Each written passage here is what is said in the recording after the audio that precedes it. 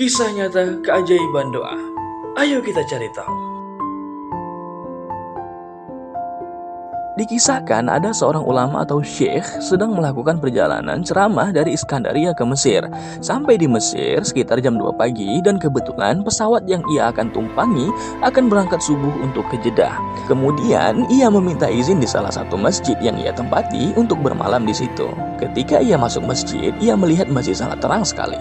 Lampunya hidup dan syekh itu melihat ada seorang yang sholat dan berdoa di mihrab dengan terisak-isak. Diketahui orang itu sedang dalam masalah, yaitu istrinya harus dioperasi esok hari dan membutuhkan uang sekitar kita misalkan 75 juta rupiah.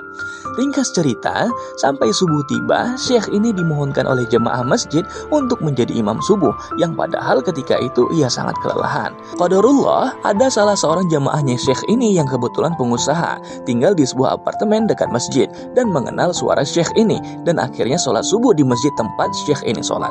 Ringkas cerita, selesai sholat terjadilah percakapan di antara mereka. Pengusaha ini bilang kalau ia harus mengeluarkan zakat perusahaannya sebesar 75 juta rupiah dan ia ingin disalurkan kepada orang yang benar-benar butuh.